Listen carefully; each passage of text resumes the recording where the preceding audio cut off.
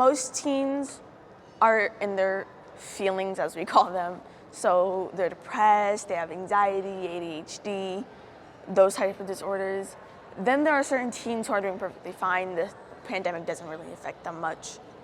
So I feel like something I'd say to parents with teens, give them space and time. That's all they need. If they don't have the space and they don't have the time, you're not going to get what you want out of them. So I think some of the things that teens are going through right now is stress and anxiety, or even like depression.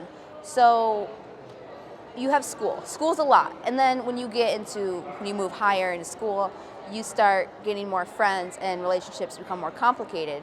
So having all that stress on you and trying to figure it out by yourself or even with an adult can even be hard still. So just being able to manage all that and like trying to understand it, but not quite understanding it.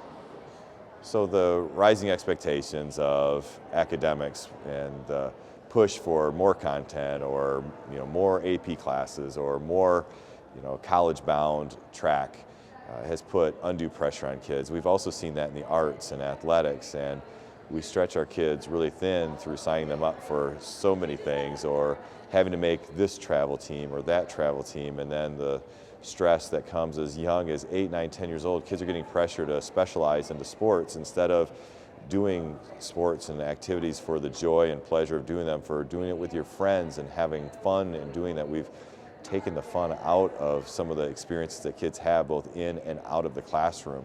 And if we can, again, kind of recalibrate about what is the focus of school, well, it's to prepare our kids to be successful and hopefully participants in our democratic society. And so to do that, we have to give them the skills necessary. And the skills today are not what the skills were in our previous generations.